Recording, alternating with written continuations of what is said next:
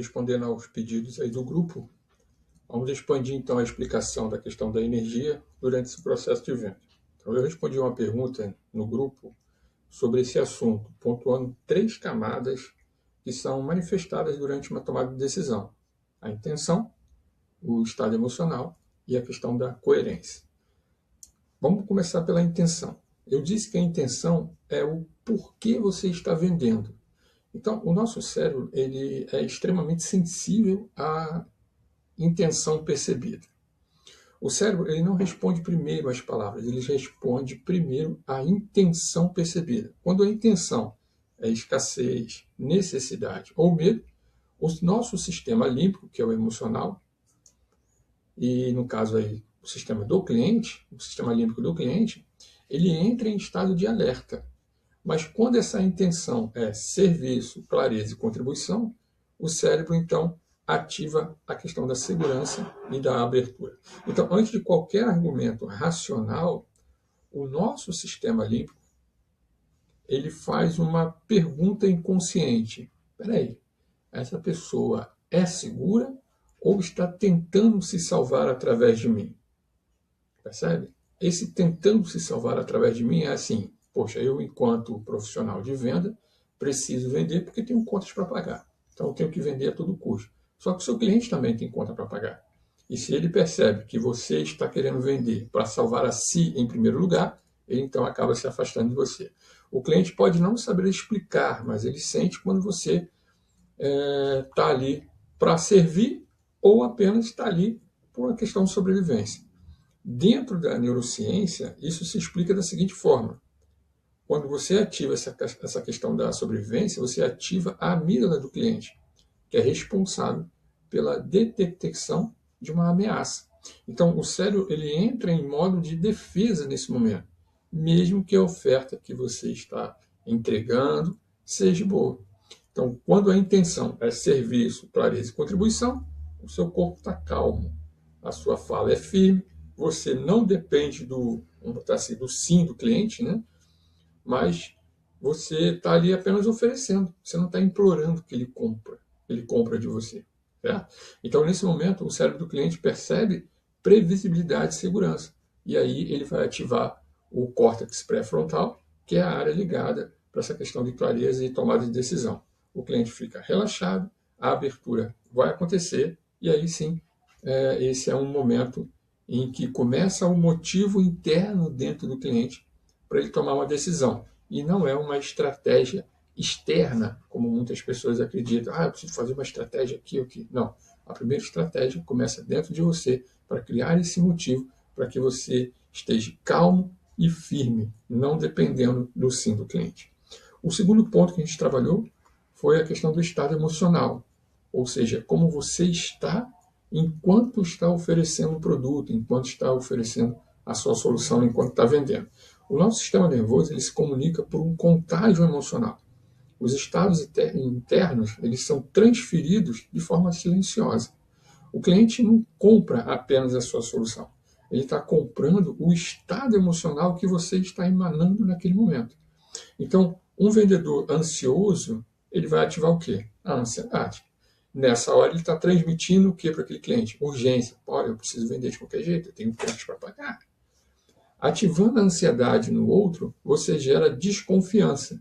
E essa desconfiança, claro, vai criar uma resistência por parte do cliente. O cérebro do cliente vai interpretar: se ele está tenso, talvez algo esteja errado. Talvez ele queira a sobrevivência em primeiro lugar. Por outro lado, se você está presente na venda, a sua respiração fica regulada, as suas pausas durante as conversas, elas são pausas conscientes, há realmente uma escuta verdadeira e aquele silêncio confortável na hora de você falar com o seu cliente. A neurociência explica isso da seguinte forma: a presença ela ativa o nosso sistema parasimpático, que é responsável pelo descanso, pela segurança e pela confiança. Então, é nessa hora que a objeção do cliente vai diminuir e a decisão dele vai ficar mais fluida. A regulação gera confiança, percebe?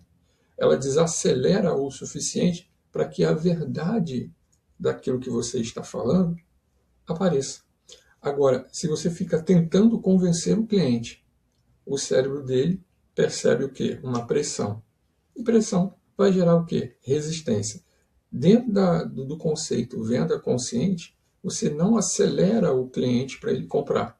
Muito pelo contrário, você orienta o cliente a realizar a sua melhor compra. E que seja com você, claro.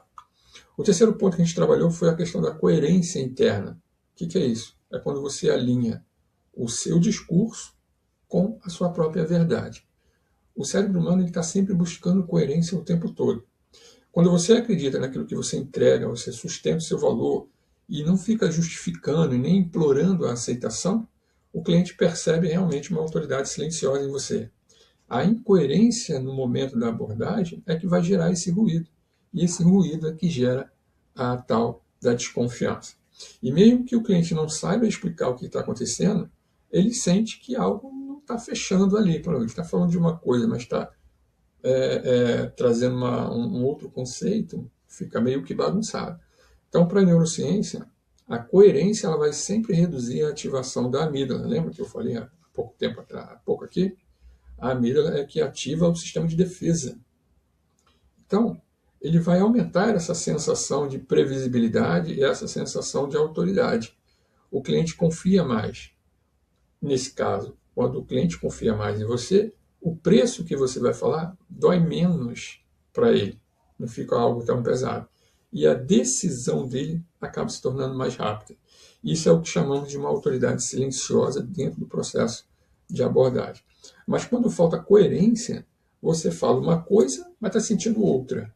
Isso diz que você confia no que você está falando, mas está temendo que o cliente vai falar no final. Poxa, ele vai dizer não, ele vai dizer não, ele vai dizer não.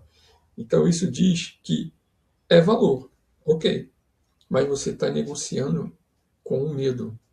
Tá? Eu estou apresentando algo de valor, mas eu tenho medo mesmo assim o cliente não comprar de mim. O cérebro do cliente percebe essa incongruência antes da mente racional, sabe? Antes do córtex pré-frontal. E a venda, claro, não vai acontecer. A venda consciente, ela exige, ou melhor, ela não exige a sua performance, mas ela exige uma verdade sustentável daquilo que você está entregando.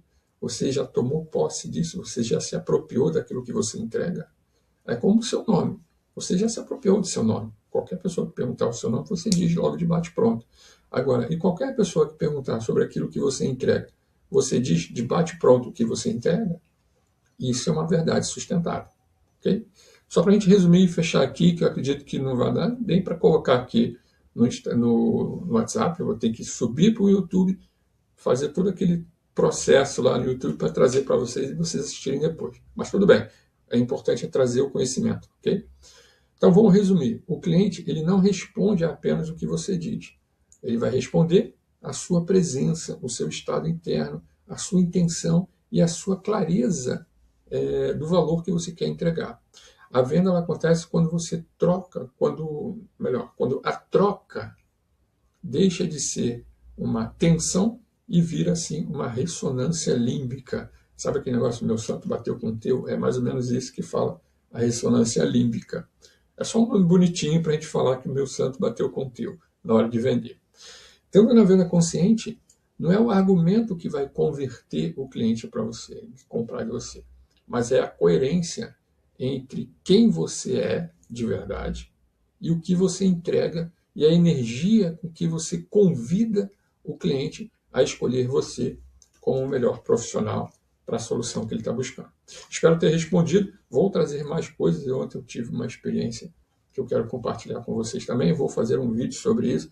É importante que vocês, então, fiquem atentos para não criar muita expectativa sobre a previsibilidade do resultado a partir de uma ação que você quer, uma estratégia externa. A gente já acabou de falar aqui que a estratégia para a venda, ela primeiro precisa começar internamente, para depois colocar para fora.